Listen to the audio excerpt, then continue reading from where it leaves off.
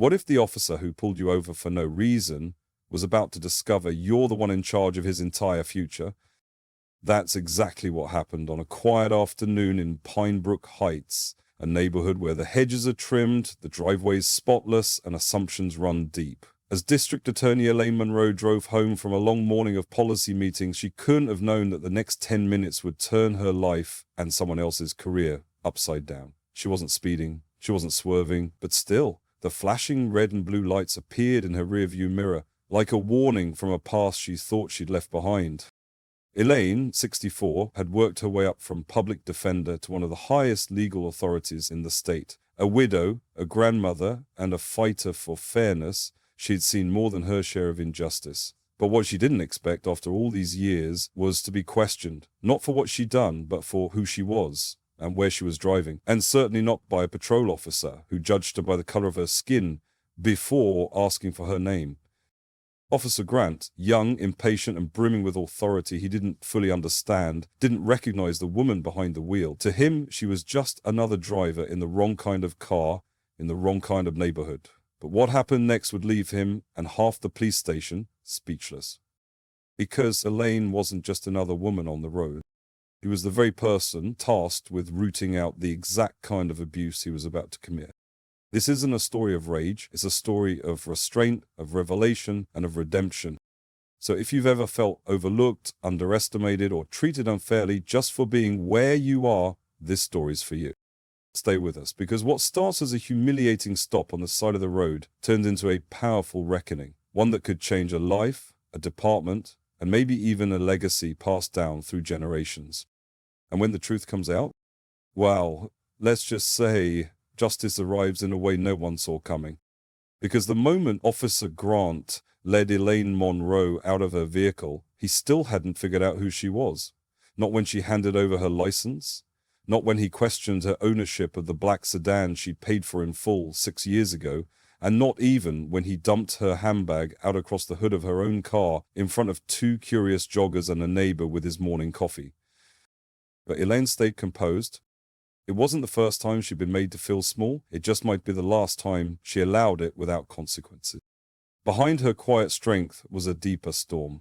Elaine wasn't just a woman pulled over for no reason. She had lived through the protests of the S6, fought for fair housing in the ATS, and sat at court benches long enough to recognize the signs, the too casual questioning, the eyes that looked through you instead of at you, the unspoken assumption that you didn't belong. As Grant radioed in her license plate, Elaine pressed one discreet button on her phone, a call that would trigger a silent alert to her chief of staff. She wasn't calling for backup out of fear, she was calling for accountability. "You know," Grant said as he circled her car with an arrogant tilt in his step, "people like you are always trying to play the victim, but not today, not on my shift." Elaine didn't flinch. "Do you even know what my shift is?" she asked softly. He didn't answer. Instead, he opened her trunk, rifling through reusable grocery bags, files, a clean pair of sneakers. He wanted so badly to find something, anything, to justify the suspicion that had brought him to this point. But there was nothing, because there never had been. 10 minutes later, just as Grant was about to call in for a tow truck, claiming the vehicle might be stolen, 2 black SUVs pulled up behind them, tires crunching over the curb. From the passenger seat of the first car stepped a woman in a navy blazer with a gold seal embroidered on the pocket. Her face was tight with urgency. The second car delivered a more familiar figure, Deputy Police Chief Ronald Briggs, a man with 30 years in the department and a deep sense of dread rising as he saw Elaine standing beside her vehicle. "Officer Grant," Briggs barked, "step away from the car. Now." "Grant Bleak, sir? Sir?" "That's District Attorney Elaine Monroe," the deputy chief said, every syllable cold and precise. "And you just made the kind of mistake that doesn't go away with an apology." A hush fell over the block. The joggers had stopped. The man with the coffee lowered his cup. Grant took one small step back, then another, as the realization set in, not just that he was wrong, but that he treated one of the state's highest officials with humiliating disrespect in broad daylight. Elaine didn't say, "I told you so." Well, she didn't raise her voice or point a finger. He just looked at Grant, and then at Briggs, with the kind of calm that comes from having been burned so many times. You no longer feel the heat. But what she did say next would carry through the ranks of the entire department for weeks. "This isn't just about me," Elaine said, quietly. This is about the dozens, no, hundreds of stops like this one that go unreported because the person on the receiving end doesn't have the title or the platform. Today it was a district attorney. Tomorrow it could be someone's son or their grandfather or the school teacher who's been helping your kids learn how to read. Briggs nodded solemnly. He knew she was right. And he also knew something else. That Officer Grant's name sounded familiar for another reason. A reason rooted in the past. Monroe, he said, lowering his voice, you may want to take a look at his personnel file. His father? We've seen this kind of thing before. Elaine's brows furrowed. It was beginning to make sense. The condescension, the need to dominate, the suspicion dressed up as procedure. It wasn't new behavior. It was inherited. A dangerous pattern passed from badge to badge, reinforced in silence. And Elaine Monroe was about to break that silence, starting now. But not with fury. Instead, she turned away from the cluster of officers and officials now gathered near the sidewalk and calmly opened her car door, gently brushing the scattered contents of her purse back inside. A crushed mint tin, a photo of her grandson, a wrinkled program from her husband's memorial service, folded neatly along its original crease. Dignity, she had once learned, is not about the absence of anger. It's about choosing when to use your voice and how. As she stood, Deputy Chief Briggs stepped forward again. Elaine, he said, dropping formality for the first time, do you want to press charges? Elaine looked past him at Officer Grant, who now stood with his shoulders slightly hunched, like a schoolboy caught with a slingshot in his pocket. His hands were still resting near his utility belt, but they no longer looked like weapons, just limbs unsure of what to do next. No, she said, her voice steady. I don't want to press charges. I want to press change. The words carried weight, enough that even the junior officers nearby glanced at one another, uncertain how to respond. But then another ripple. As the scene began to quiet, a slim, older man emerged from a brick porch across the street. He wore a retired army cap and held a folded newspaper under one arm. Miss Monroe? He called gently. Elaine turned, surprised. I saw the whole thing, he said, coming closer. What that officer did to you. I've had the same thing happen right here. 3 months ago, said I looked out of place walking my dog. He paused, adjusting the paper under his arm. That same officer. Elaine raised her eyebrows. You're certain it was him? The man nodded solemnly. I didn't report it. Figured it'd just disappear, like all the other complaints. But maybe now it won't. More neighbors began to step out. A woman from the corner house. A teenage boy on a skateboard who had paused when he saw the patrol car earlier. An elderly Latina woman who clutched her rosary with trembling fingers. One by one, they confirmed what no one wanted to admit. Officer Grant had done this before. He just hadn't done it to someone with the power to be heard. Grant's eyes darted from face to face. The street was no longer quiet. The silence he had counted on, the silence of fear, of fatigue, of resignation, was being broken, word by word, step by step. Elaine knew what she had to do.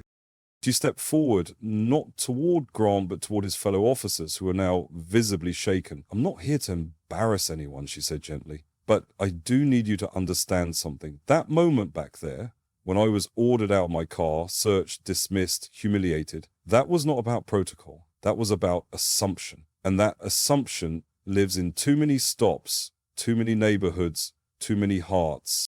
She paused, letting her words hang in the morning air. I've spent my life learning how to stay calm in rooms where I was told I didn't belong, in courtrooms, in boardrooms, in rooms like this one. But calm does not mean unaffected. Dignity is not the absence of pain. It's the quiet choice to rise above it, even when your spirit wants to scream. Officer Grant took a step forward then. His face was pale, almost boyish. For the first time, he looked not angry or defiant, but uncertain. I didn't know who you were, he said. I was just doing my job. Elaine's gaze didn't soften, but her voice remained calm. Then perhaps your job needs to be redefined. Grant flinched, but didn't look away. Behind Elaine, Briggs cleared his throat. There'll be an internal review, effective immediately. But Elaine wasn't done. I'll be leading that review, she said. And just like that, the balance shifted. Because it wasn't just about Elaine anymore, it was about all the voices that had been overlooked. All the heads bowed, not in shame, but in exhaustion, and all the futures yet to be rewritten. She turned back toward her car once more, her head held high, not in pride, but in purpose. And somewhere deep inside her, the flame that humiliation tried to extinguish began to burn brighter than ever before. But what Elaine didn't yet realize was that her flame had sparked something in someone else too.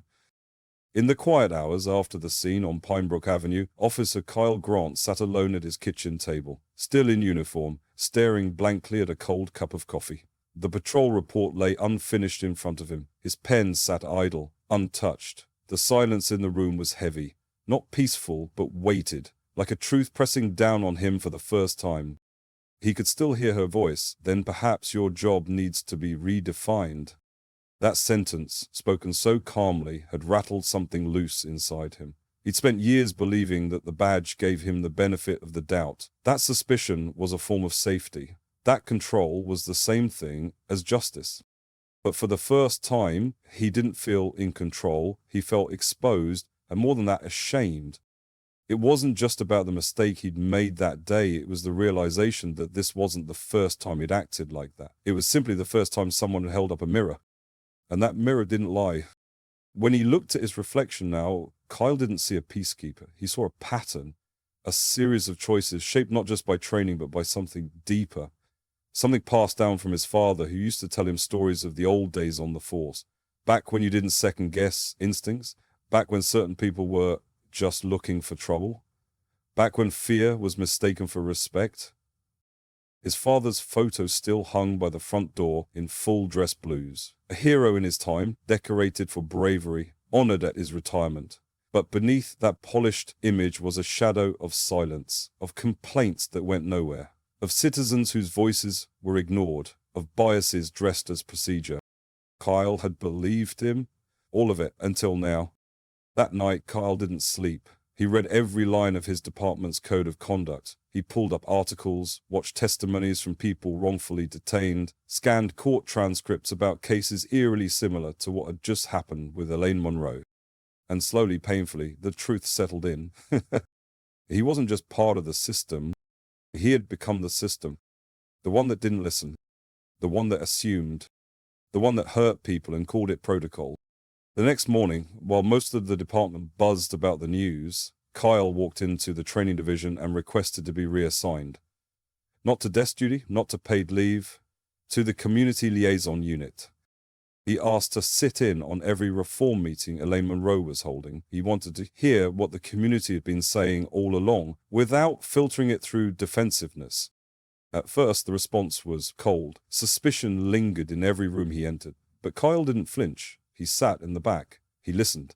And then, for the first time, he spoke. I was wrong, he said one morning during a seminar. Not just in what I did, but in what I believed. I thought the badge made me immune to error, but it turns out it made me blind to the people I swore to protect. Heads turned. Some skeptics scoffed, but others nodded. Because the truth is, redemption doesn't come from a single apology. It comes from showing up, every day, with humility, with the willingness to learn what you refuse to see. Elaine, hearing of Carl's actions through her staff, stayed silent at first, but later that week she asked to meet with him, not to reprimand, not to congratulate, but to ask one question. Why now? Kyle didn't hesitate. Because you gave me no place to hide, he said, and once I saw it, what I'd become, I couldn't unsee it. I want to be better, I just don't know how.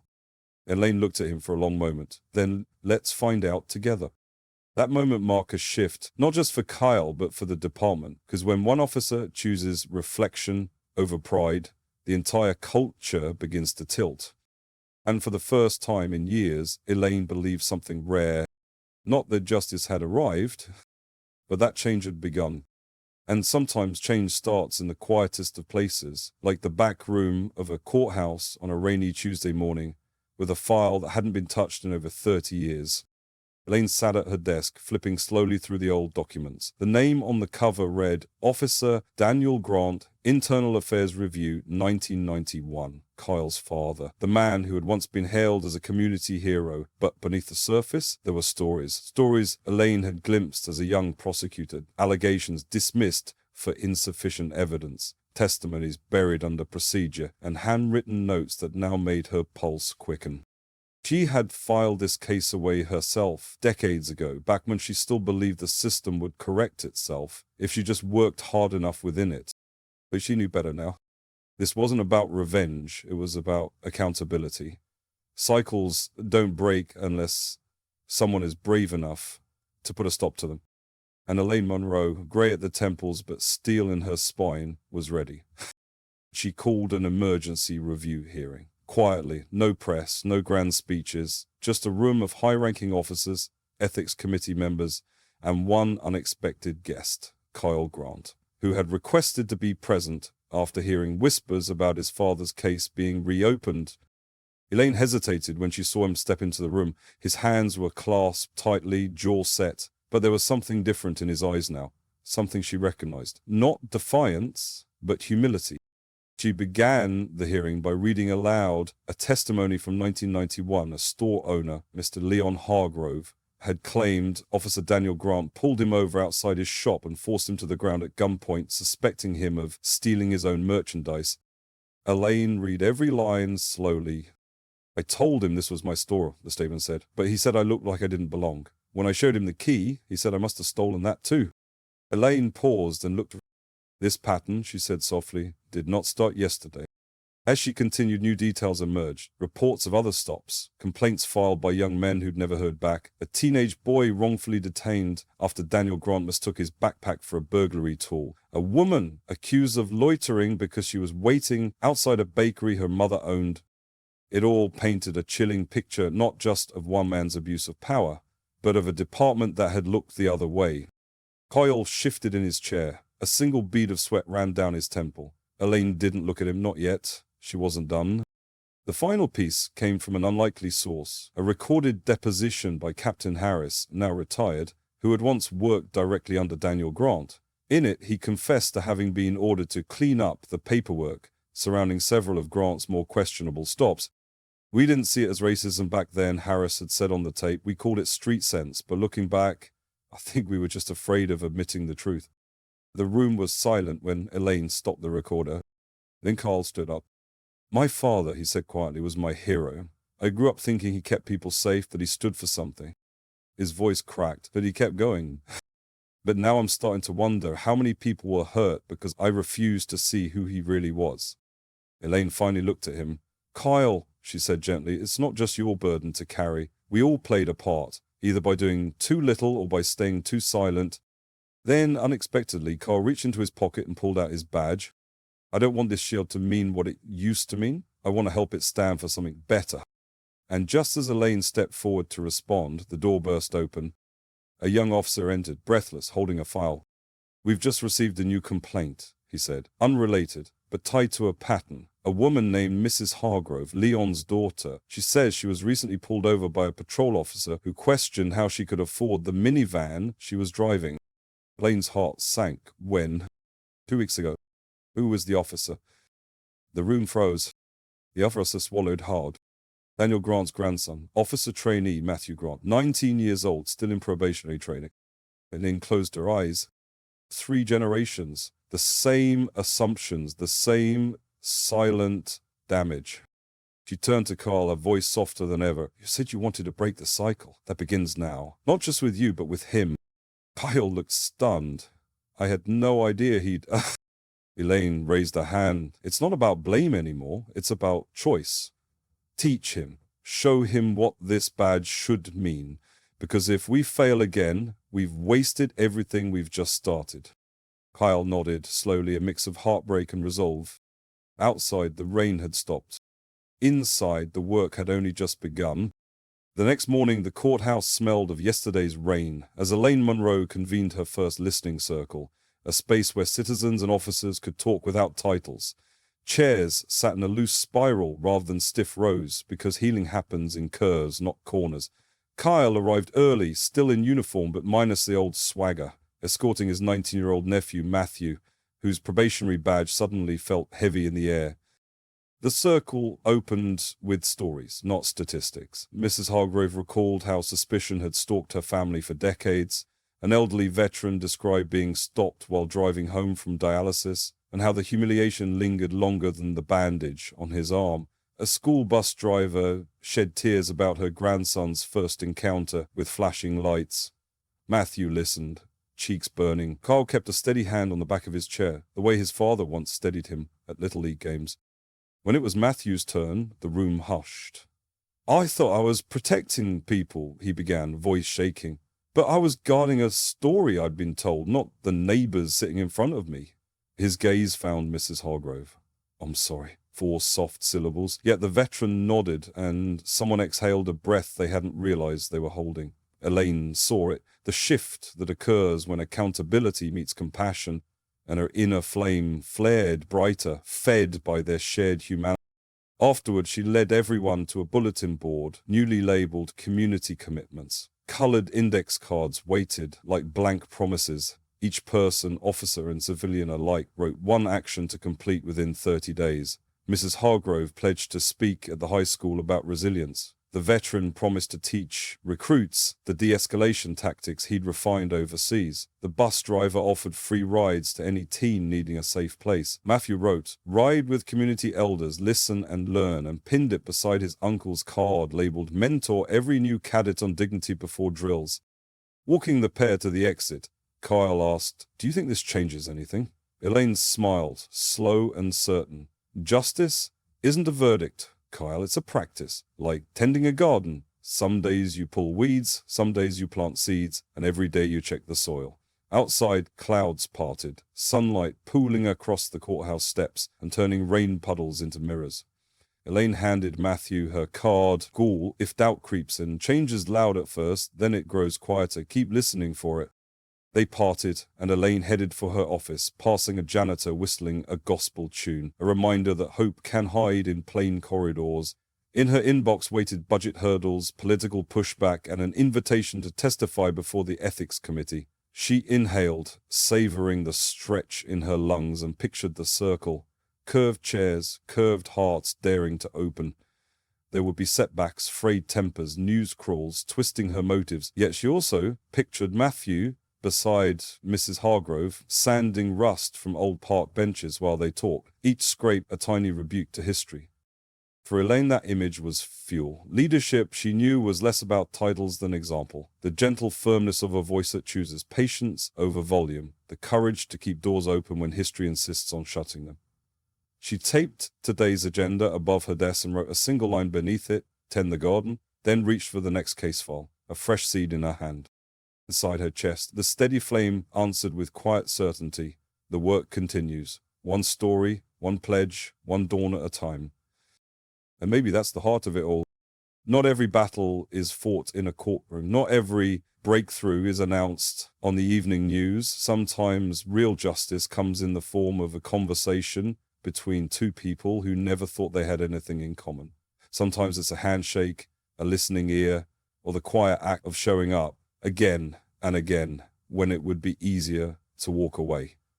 Personally, I believe what Elaine Monroe represents isn't just leadership, it's legacy. The kind of legacy built not on speeches or titles, but on small, intentional actions that ripple outward. Choosing patience when pride wants the last word. Choosing education over punishment, and most of all, choosing to believe that people, even those who've made deep mistakes, can change. But I also know not everyone will agree. Some of you watching might think Elaine went too easy on Officer Grant. The justice should have been harsher, quicker, final, and I understand that. When you've been hurt by a system, when the same cycle repeats across generations, it's hard not to want swift consequences. But here's where I stand. True change doesn't come from humiliation. It comes from transformation. And transformation takes time, it takes willingness, it takes leadership. Like Elaine's a kind that doesn't just punish wrongdoers, but challenges them to grow, to rebuild trust, to earn back what was lost. Because when we lead with empathy, we leave room for something powerful, hope. And in today's world where division runs deep and patience wears thin, hope is more than a feeling, it's a decision. I want to thank you for walking with us through this journey. Whether this story stirred anger, inspired you, or made you question your own beliefs, that means something. That means the conversation is alive. Abel, so now I ask you, what would you have done in Elaine's shoes? Would you believe people like Kyle and Matthew can really change Have you ever experienced or witnessed someone break the cycle? Please share your thoughts in the comments. Whether you agree, disagree, or land somewhere in between, your voice matters here. And if this story moved you, inspired you, or gave you a new perspective, don't forget to hit the like button, subscribe to our channel, and share this video with someone who needs to see it. Because change starts with one story, but it continues with all of us. Thanks for watching, and we'll see you in the next one.